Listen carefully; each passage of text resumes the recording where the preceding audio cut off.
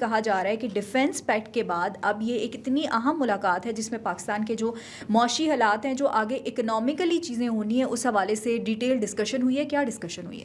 سعودی عرب کو پاکستان کی عسکری مدد جس طرح چاہیے، اسی طرح انہیں اس بات کا ادراک ہے کہ پاکستان کی معاشی ترقی بھی بے انتہا ضروری ہے. اگر کوئی وزیر اعظم 5 سال اپنی مدت پوری کر سکتا ہے تو وہ شہباز شریف ہیں.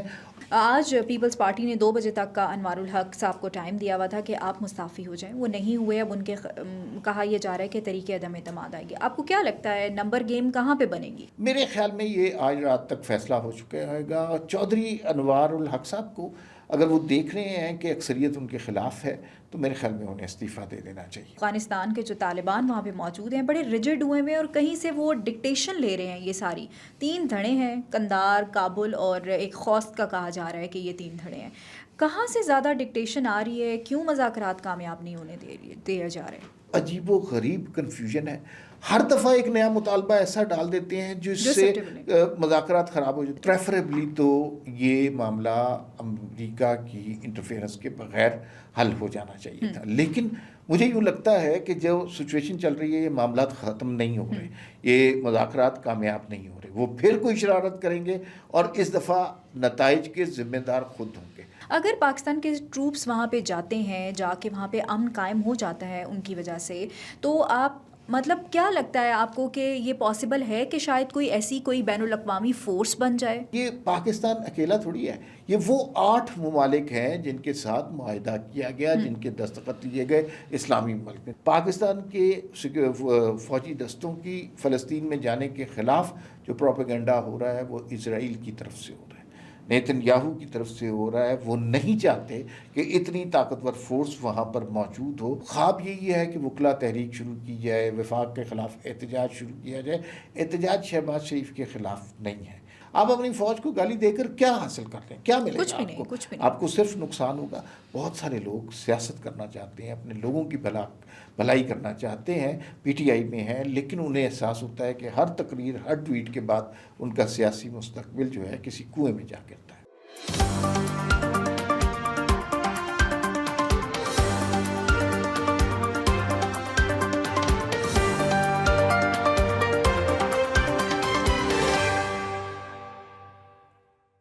السلام علیکم، میں ہوں آپ کے ساتھ رمشا عارف اور آپ دیکھ رہے ہیں پروگرام وی ٹاک. عمار صاحب میرے ساتھ موجود ہیں. ناظرین، وزیر اعظم شہباز شریف صاحب جو ہیں وہ فیوچر انویسٹمنٹ سمٹ کے لیے سعودی عرب میں موجود ہیں. 3 روزہ دورہ ہے اور وزیر اعظم شہباز شریف کی کراؤن پرنس محمد بن سلمان سے ملاقات بھی ہوئی ہے. یہ ملاقات کتنی اہم ہے اس حوالے سے بات کریں گے، اور پھر کشمیر کا معاملہ ہمارے سامنے تھا پہلے، جو وہاں پہ حالات تھے، اس کے بعد اب حکومت کی تبدیلی کے حوالے سے خبریں آ رہی ہیں، وہ کہاں تک معاملہ پہنچا ہے، کیا گیم ہے، اس حوالے سے بات کریں گے. اور پھر پاکستان اور افغانستان کے جو مذاکرات تھے، تیسرا دور تھا یہ والا، اور کہا یہ جا رہا ہے کہ شاید یہ مذاکرات کا کوئی نتیجہ نہیں نکلا.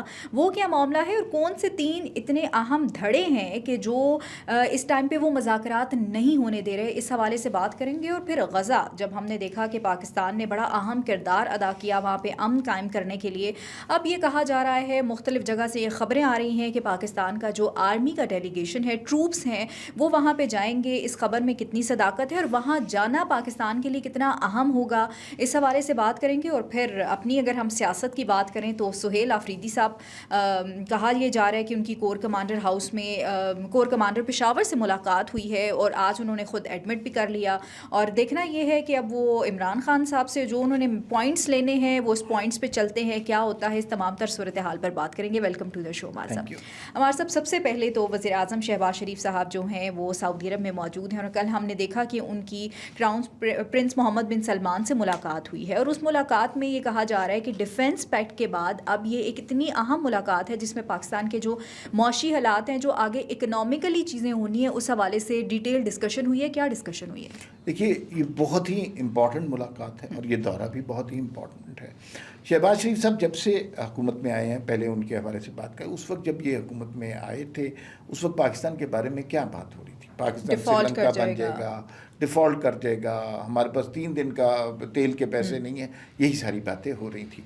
उसके बाद अच्छा ये याद रखना चाहिए, इकॉनमी जो है ना वो जादू की छड़ी से ठीक नहीं होती, ग्रेजुअल चीज़ों से, ग्रेजुअल इम्प्रूवमेंट के साथ आहिस्ता आहिस्ता ठीक होती है, लेकिन आपको कंसिस्टेंट रहना पड़ता है। शहबाज शरीफ साहब को हमने देखा कि बड़ी उन्होंने मेहनत की, दुनिया के ममालिक के साथ जिस तरह उन्होंने रब्ता किया, अनथक वो आदमी है, और आहिस्ता आहिस्ता पाकिस्तान की मईशत की सूरत हाल बदल रही है। ये बात दुरुस्त है कि अभी भी इसके फ़वाइद आम आदमी तक उस तरह नहीं पहुँचे, लेकिन मैक्रो लेवल पर जो तब्दीलियाँ हो रही हैं वो बहुत खुश आइंद है। इसका क्रेडिट इस टीम वर्क को मिलना चाहिए जो शहबाज शरीफ और फील्ड मार्शल की है, और इससे आहिस्ता आहिस्ता हमें यूँ लग रहा है कि चीज़ें माश के तौर पर भी पाकिस्तान की बेहतर होंगी। स्टॉक मार्केट आपके रिकॉर्ड पर रिकॉर्ड बना रही है, पाकिस्तान को दुनिया में मुख्तलिफ नज़रों से देखा जा रहा है, दुनिया पाकिस्तान में इन्वेस्टमेंट करना चाह रही है। इसका क्रेडिट बहरहाल शहबाज शरीफ की हुकूमत को जाता है। सऊदी अरब के हवाले से जो विज़िट था वो बहुत ही इम्पॉर्टेंट है।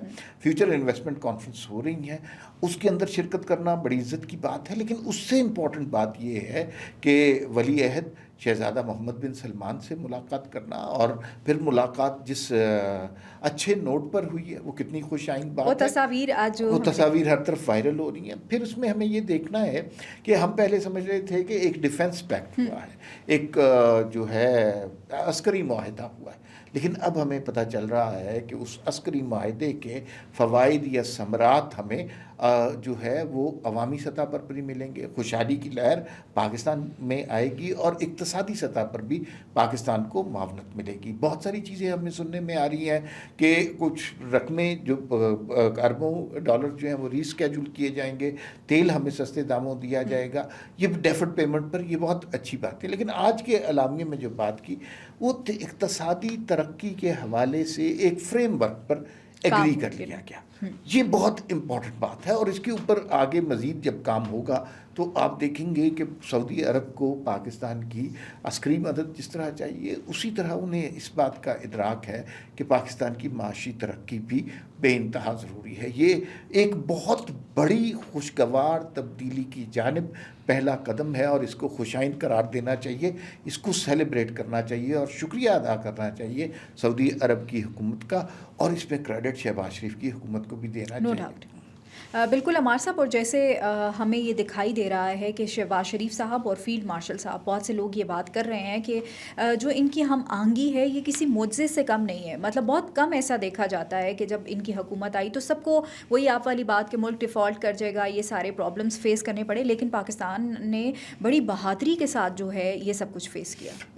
शहबाज शरीफ साहब के आने से पहले एक बात बहुत अमूमन हमारे सियासी मंजरनामे पे कही जाती थी कि पाकिस्तान में आज तक कोई वज़ीर आज़म अपनी मुद्दत पूरी नहीं कर सका। आपने देख लिया, और माजी की बहुत सी तकलीफ दह मिसालें भी हैं, लेकिन पहली दफ़ा जो सियासी पंडिट्स हैं वो ये बात कर रहे हैं कि अगर कोई वज़ीर आज़म 5 साल अपनी मुद्दत पूरी कर सकता है तो वो शहबाज शरीफ हैं, और अगर शहबाज शरीफ नहीं कर सकते तो फिर कोई भी नहीं कर सकता। उनका देखें इस्टेब्लिशमेंट का बहरहाल एक रोल रहा है इस मुल्क की सियासत में, इस मुल्क की हुकूमत में, तो उनके साथ जो उनका ताल्लुक़ है बहुत बेहतरीन, दरमियान में से हवा नहीं मिसाली ताल्लुक़ है, और उसके नताइज अच्छे हो रहे हैं। देखिए हमने जमहूरियत वार भी देख लिए, हमने माशाल्लाह भी देख लीजिए, दोनों मुख्तलिफ समतों में जा रहे होते हैं। ज़रूरत ये है कि सारी कुव्वतें एक 1 पॉइंट एजेंडे पे काम करें, और वो पाकिस्तान और पाकिस्तान की अवाम की तरक्की और फलाह के हवाले से लगे, और यही आजकल टीम वर्क लग रहा है फील्ड मार्शल और शहबाज शरीफ के दरमियान। बिल्कुल ऐसा ही है। हमारे साहब, दूसरी तरफ कश्मीर के अगर हम हालात देखें, हमने सारी खबरें सुनी, पहले वहाँ एहतजाज हुआ, उसके बाद अब जो है हुकूमत तब्दीली की बातें हो रही थी। आज पीपल्स पार्टी ने 2 बजे तक का अनवारुल हक साहब को टाइम दिया हुआ था कि आप मुस्ताफ़ी हो जाएं, वो नहीं हुए। अब उनके कहा यह जा रहा है कि तरीके अदम एतमाद आएंगे। आपको क्या लगता है नंबर गेम कहाँ पे बनेगी? अच्छा, ये नंबर गेम थोड़ी सी लोगों को समझानी चाहिए। 53 सारी सीटें हैं, उसमें से एक सीट पे शायद किसी का इंतकाल हो गया तो उस पर नहीं, और 52 वोट हैं टोटल, और 27 वोट चाहिए आपको ये साबित करने के लिए कि आप तहरीक अदम एतमाद ला सकते हैं या वज़ारत उज़्मा के उम्मीदवार हो सकते हैं, और उसकी तैयारियां हो रही हैं। पहले पीपल्स पार्टी ने इस पे काम करना शुरू किया, ये हमें समझना चाहिए काम क्यों शुरू हो गया, ठीक है ना। चल हाँ, جوائنٹ ایکشن کمیٹی کے کو بہت زیادہ خوش نہیں تھی چودھری انوار الحق جو موجودہ وزیر بالکل اعظم تھے. ایسا. انہوں نے بٹوین دا لائن اپنا یہ مطالبہ بھی پیش کیا بہت واضح لفظ. وہ معاملہ ایک دفعہ رفع دفع ہو گیا, لیکن سیاسی قوتوں کو احساس ہوا کہ جوائنٹ ایکشن کمیٹی تھوڑے عرصے کے بعد پھر ری ایکٹ کر سکتی ہے, اس سے پہلے اب واقعات کی اور حالات کی باغ دوڑ انہیں سنبھالنی ہے. انہوں نے مذاکرات کا ڈول ڈالا اور ساتھ ہی تحریک عدم اعتماد کی بات کر دی. اس میں ضروری یہ ہے سمجھنا کہ پیپلز پارٹی کے پاس 27 ووٹ تھے, لیکن جس طرح کا جوڑ توڑ ہماری سیاست میں ہوتا ہے بالکل ایسا ہی ہے. تو خدشہ یہ تھا کہ 3-4 ووٹ ادھر سے ادھر ہو جائیں گے. اگر تحریک عدم اعتماد ناکام ہو جاتی تو پھر تو یہ سارا معاملہ ہی ختم ہو جاتا. پھر مسلم لیگ نون سے درخواست کی گئی, یہ میں آپ کو بڑے کام کی بات بتا رہا ہوں. مسلم لیگ نون کے سے درخواست کی گئی, ان کے 9 ووٹ ہیں کہ وہ بھی وہ اپوزیشن میں بیٹھنا چاہ رہے ہیں کہ وہ بھی اپنے ووٹ ڈالیں تاکہ وزارت عظمیٰ میں تبدیلی آ سکے. مسلم لیگ نون اپوزیشن میں بیٹھے گی لیکن اس تبدیلی کے لیے ووٹ دے گی پیپلز پارٹی کو. اور چودھری یاسین کا نام زیادہ آ رہا ہے, وہ نئے وزیر اعظم ہونے کا امکان ہے. یہ بھی سمجھ لیں کہ مسلم لیگ نون اپوزیشن میں کیوں بیٹھے گی, بھئی ایک حکومت بن رہی ہے, آپ اس کا سننے پارٹ میں یہ بھی آ رہا ہے کہ شاید مسلم لیگ نون نے صحیح فیصلہ کیا کہ وہ اپوزیشن میں اس ٹائم پہ, اس لیے کہ اس حکومت کو چلنے میں ابھی 6-7 مہینے رہ گئے ہیں. بالکل تو اس حکومت سے میں کسی کو کچھ ملنا نہیں ہے, جب تک وزارتیں بننی ہیں سب کچھ بننا ہے تب تک بہت پلوں سے پانی گزر گیا ہوگا. تو اس سے بہتر ہے کہ آپ باقاعدہ الیکشن لڑیں. مسلم لیگ نون نے اگلا الیکشن لڑنا ہے اور کہا یہ جا رہا ہے کہ اگلا وزیر اعظم مسلم لیگ نون کا ہی ہوگا. راجہ فاروق حیدر کے بارے میں بات ہو رہی ہے تو اب وہ دیکھتے ہیں, لیکن وہ عقل مندی کا کام کر رہے ہیں. وہ اس حکومت کو چینج کریں گے تاکہ جوائنٹ ایکشن کمیٹی کے مطالبات کو ایڈریس کیا جائے. اور دوسری بات یہ ہے کہ وہ اگلے الیکشن کے لیے بھی تیار ہیں. میرے خیال میں یہ آج رات تک فیصلہ ہو چکا ہے گا. چودھری انوار الحق صاحب کو اگر وہ دیکھ رہے ہیں کہ اکثریت ان کے خلاف ہے تو میرے خیال میں انہیں استعفیٰ دے دینا چاہیے. چلیں دیکھتے ہیں کہ چیز کس طرح سے انفولڈ ہوتی ہے. عمار صاحب, اب دوسری جانب جو ہے وہ مذاکرات کا تیسرا دور تھا اور کہا یہ جا رہا ہے کہ افغانستان کے جو طالبان وہاں پہ موجود ہیں بڑے ریجڈ ہوئے ہیں اور کہیں سے وہ ڈکٹیشن لے رہے ہیں. یہ ساری 3 دھڑے ہیں, قندار, کابل اور ایک خوست کا کہا جا رہا ہے کہ یہ 3 دھڑے ہیں. کہاں سے زیادہ ڈکٹیشن آ رہی ہے, کیوں مذاکرات کامیاب نہیں ہونے دے جا رہے ہیں؟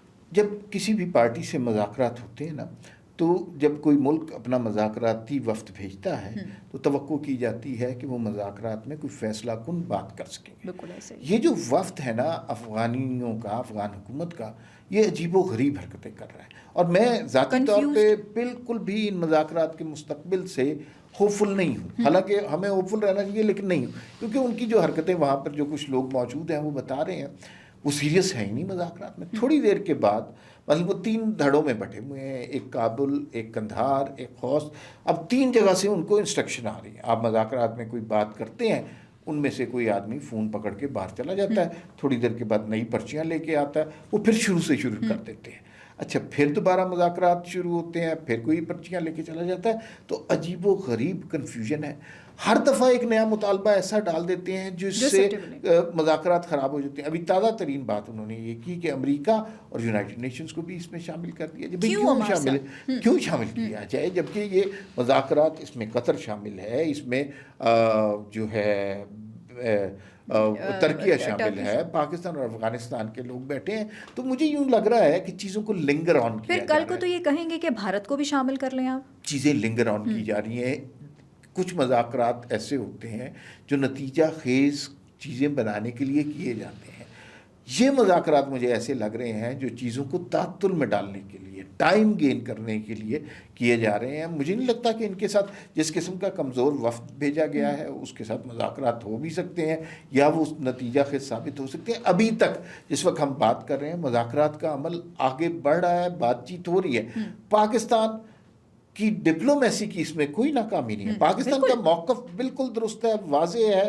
اور ایک نقطہ ہے کہ بھئی آپ ہمارے ملک کے اندر در اندازی نہیں کریں گے, دہشت گردی کی واقعات نہیں ہوں گے, آپ کے جو دہشت گرد گروپ ہیں انہیں آپ کنٹرول کریں, وہ آپ کی ذمہ داری ہوں گے, اور پاکستان میں انہیں داخل ہونے نہ دیں. اگر یہ نہیں ہوگا تو پھر ہم آپ کو وہ مزہ چکھائیں گے. چکھایا بھی ہے تھوڑا سا, لیکن مزید بھی چکھا سکتے ہیں. یہ اتنا سا نقطہ ہے, اس میں پاکستان کی ناکامی نہیں ہے، ان کی کمزوری ہے، ان کی حماقت ہے، ان کا انتشار ہے اور ان کا فریکچرڈ قسم کا مینڈیٹ ہے مذاکراتی کمیٹی کے حوالے سے۔ پاکستان کی تو کامیابی ہے عمار صاحب کہ وہ ان کو مذاکرات کی ٹیبل پہ لے کر آئے اور کہا کہ آئیں، ورنہ پاکستان چاہتا اتنا 45 سال تک پاکستان نے ان کو یہاں پہ پناہ دی اور سب سپورٹ کیا، لیکن پھر بھی جو ہے وہ ہم مذاکرات کریں۔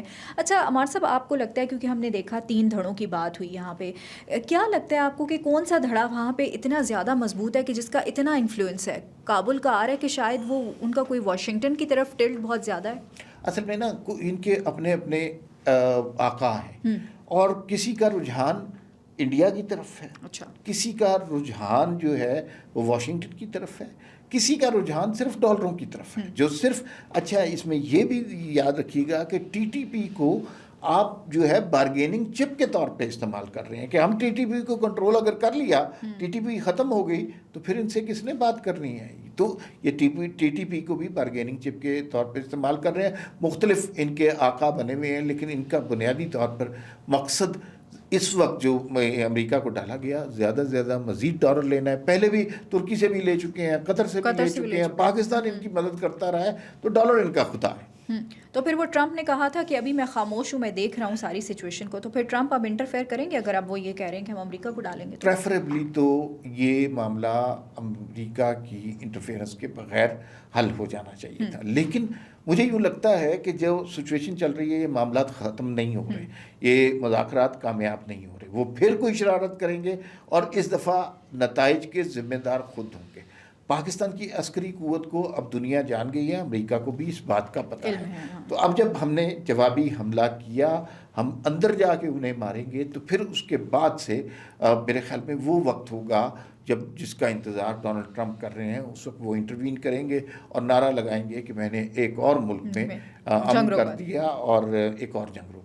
بالکل ایسا ہی ہے عمار صاحب۔ غزہ کا کہا جا رہا تھا کیونکہ ہم نے امن معاہدہ کروایا، اور اب یہ کہا جا رہا ہے کہ پاکستان کے کچھ آرمی کے ٹروپس جو ہیں وہ وہاں پہ جائیں گے، اور ادھر اسرائیل کی اخبار نے یہ کیا۔ اس کے بعد پاکستان کے اندر ایک ہلچل مچ گئی جی کہ ہم لوگوں کو اس چیز کا لوپ میں نہیں لیا گیا، اتنا سینسٹیو معاملہ تھا اگر آپ نے اپنے ٹروپس بھیجنے ہیں۔ اگر پاکستان کے ٹروپس وہاں پہ جاتے ہیں، جا کے وہاں پہ امن قائم ہو جاتا ہے ان کی وجہ سے، تو آپ مطلب کیا لگتا ہے آپ کو کہ یہ پاسبل ہے کہ شاید کوئی بین الاقوامی فورس بن جائے؟ اچھا، یہ جو انٹرنیشنل اسٹیبلائزیشن فورس کی بات ہو رہی ہے، یہ آئیڈیا تو بہت بڑا پرانا ہے اور یہ بہت ضروری بھی ہے۔ مجھے یوں لگتا ہے کہ اس علاقے میں فلسطین کے اندر کچھ ایسی قوتوں کا ہونا چاہیے جو مظلوموں کی داد رسی کر سکے، جو اسرائیل کے جبر سے لوگوں کو نکال سکے۔ یہ بڑی واضح سی بات ہے، اور پاکستان کی ہسٹری آپ دیکھ لیجئے، جہاں بھی دنیا میں مسلمانوں پر ظلم ہو رہا ہوتا ہے، پاکستان ہر قدم اپنی عسکری قوت کے ساتھ آگے ہوتا ہے۔ اس سٹیج پر بھی پاکستان نے اپنے آپ کو والنٹیئر بھی کیا، اور ہم اس کو بڑی عزت اور افتخار کی بات سمجھتے ہیں کہ یہ۔ دوسرا یہ ہے کہ یہ پاکستان اکیلا تھوڑی ہے، یہ وہ 8 ممالک ہیں جن کے ساتھ معاہدہ کیا گیا، جن کے دستخط لیے گئے اسلامی ملک میں۔ تو پاکستان کا اسٹیچر بھی اس سے بڑا ہو رہا ہے، اور پاکستان کی بین الاقوامی سطح پر ریکگنیشن بھی ہو رہی ہے۔ دنیا کے اہم ممالک میں پاکستان شامل ہے، اور اگر فلسطین اور اسرائیل کے درمیان امن ہوگا تو مسلم امہ کی حفاظت کا ذمہ اگر پاکستان کو ملتا ہے، اس سے اچھی بات کیا ہے؟ پاکستان ہمیشہ مشکل اوقات میں مدد کرتا رہا ہے مظلوموں کی اور مظلوم مسلمانوں کی، لیکن فلسطین میں ہمارے کبھی بوٹس نہیں رہے، ہم وہاں پر خود اپنے فوجی دستے وہاں پر نہیں گئے، تو یہ تو بہت ہی اچھی بات ہے۔ اس کے خلاف ایک پروپیگنڈا ضرور ہو رہا ہے کہ جیسے پتہ نہیں کیا ہو جائے گا، تو یاد رکھیے یہ بات غور سے سننے والی ہے۔ پاکستان کے فوجی دستوں کی فلسطین میں جانے کے خلاف جو پروپیگنڈا ہو رہا ہے وہ اسرائیل کی طرف سے ہو رہا ہے، نیتن یاہو کی طرف سے ہو رہا ہے۔ وہ نہیں چاہتے کہ اتنی طاقتور فورس وہاں پر موجود ہو اور ان کے جبر کو، ان کی فوجی قوت کو کوئی مقابل मुकाबिल दरपेश हो। counter कर पाकिस्तान उनको रोक सकता है और दुनिया में वाहिद मुल्क है जो उनको चैलेंज कर सकता है। तो इस वजह से ये प्रोपेगेंडा हो रहा है। मेरे ख्याल में तो हमें मुस्लिम उम्मा के तौर पर, एक मुस्लिम मुल्क के तौर पर इस बात पर बड़ी मुसर्रत का इजहार करना चाहिए कि पाकिस्तान को इस नेक काम के लिए मुंतखब किया जाए। बिल्कुल ऐसा ही है मार साहब, और अल्लाह करे कि जल्दी गज़ा में जो है वो अमन कायम हो जाए।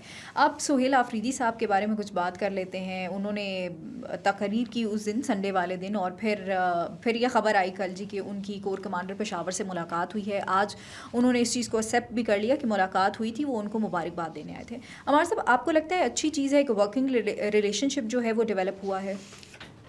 देखिए, कोई भी नहीं चाहता कि वफाक और सूबे आपस में मुतसादिम रहें, दोनों की लड़ाई रहे। इससे वफाक को भी नुकसान होता है, सूबे को भी नुकसान होता है। सुहेल आफरीदी साहब ने मैदान को बहुत गर्म कर दिया, शायद जितनी ज़रूरत थी उससे ज़्यादा गर्म कर दिया, और यूँ लगा कि जैसे सूबा वफाक से सख्त नाराज़ है, वफाक पे चढ़ाई करने लगा है, अपनी अलहदा फॉरेन पॉलिसी बनाने लगा है। और सूरत हाल ये है कि यूनिवर्सिटियों के डिपार्टमेंट वहाँ पर बंद हो रहे हैं, गवर्नर्स का बुरा हाल है, लेकिन उनके जहन में इश्क इमरान का बुखार चढ़ा हुआ है, तो इसके अलावा वो कुछ और सोच नहीं रहे। लेकिन और मुझे नहीं लगता था कि वो कोर कमांडर से मुलाकात करेंगे। माजी में कोर कमांडर शायद वज़ीर आला कोर कमांडर हाउस जाते रहे हैं, लेकिन डेलीगेशन के साथ जाते इस दफ़ा अच्छी बात ये हुई कि इस सिचुएशन को ज़रा ठंडा करने के लिए, इस इख्तलाफ को ज़रा कम करने के लिए कोर कमांडर खुद वज़ीर आला हाउस गए। तरीका भी यही है, होना ये चाहिए, वो अवामी नुमाइंदा उसके पास जाना चाहिए। हमारे यहाँ माजी में ऐसा नहीं होता रहा, ये अलग बात है, बहुत अच्छी बात है। सिचुएशन को टेंस नहीं होना चाहिए। देखिए इस वक्त कहाँ कहाँ महाज गर्म है। इस वक्त अफ़गानिस्तान के साथ इख्तलाफ चल रहे हैं, उधर भारत के साथ, भारत से किसी शरारत की तवक्को की जा सकती है। बलूचिस्तान के अंदर BYC और BLA वाले अपनी कार्रवाइयाँ कर रहे हैं। KPK में अगर सूबा वफाक के ख़िलाफ़ हो जाए तो ये बड़ी ख़तरनाक सूरत हाल है। कश्मीर में भी जॉइंट एक्शन कमेटी इंडिया के हाथों में खेल रही है, तो ये ख़तरनाक सूरत हाल है। इस सूरत हाल में हमें इस आग पर पानी डालना चाहिए। उनके जो जमहूरी हकूक़ हैं वो उनको देने चाहिए। जिस वक्त हम प्रोग्राम कर रहे हैं, तवक्को की जा रही है कि आज उनकी मुलाकात हो जाएगी और वो वफाकी का अपनी सूबाई काबीना अनाउंस कर देंगे। लेकिन अगर उन्हें अपने लोगों का दर्द है तो भाई अपनी काबीना ज़रूर अनाउंस करें, लोगों के लिए काम करें। आपने वोट जो है वो लोगों के लिए काम करने के लिए लिए हैं। काबीना तो अमार साहब वो अनाउंस करेंगे ही करेंगे, लेकिन उन्होंने यहाँ जजेस को एक पैगाम दिया। उन्होंने कहा अगर आप बोल नहीं सकते हमें बताएं, आप आवाम को बताएं, फिर हम जाने और आवाम जाने।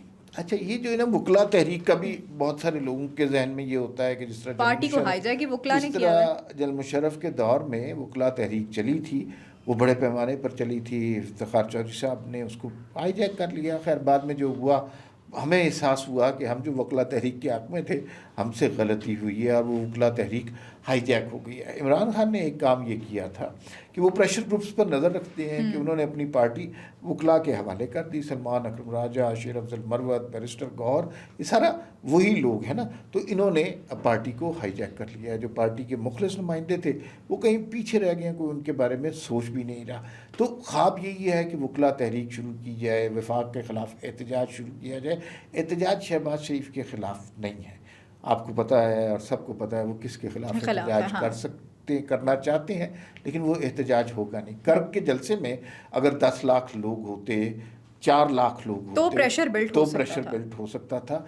4000 लोग थे जिसमें से आधे तकरीरें शुरू होने पे चले गए, तो इससे तो प्रेशर बिल्ड नहीं होता। वो अब सुनने में ये भी आ रहा है कि शायद PTI के अपने लोग भी जो हैं वो इनकी इस तकरीर के बाद से बड़े उनसे नाराज़ हैं। इसलिए कि सबको अंदाज़ा है कि इस मुल्क में रहने का बहरहाल एक सलीका है, आप रियासत से टक्कर नहीं लेते। और कोई भी दुनिया में मुल्क के शहरियों को ये तंबीह की जाती है, आप रियासत से नहीं लड़ सकते। आप अपनी फ़ौज को गाली देकर क्या हासिल कर रहे हैं, क्या मिलेगा? कुछ भी नहीं। आपको सिर्फ नुकसान होगा। बहुत सारे लोग सियासत करना चाहते हैं, अपने लोगों की भलाई करना चाहते हैं, PTI में हैं, लेकिन उन्हें एहसास होता है कि हर तकरीर, हर ट्वीट के बाद उनका सियासी मुस्तकबिल जो है किसी कुएं में जा गिरता है। बिल्कुल ऐसे ही। बहुत शुक्रिया अमार साहब वक्त देने के लिए। नाज़रीन, मुझे और अमार साहब को इजाज़त दीजिए। अल्लाह ने के बान, पाकिस्तान जिंदाबाद।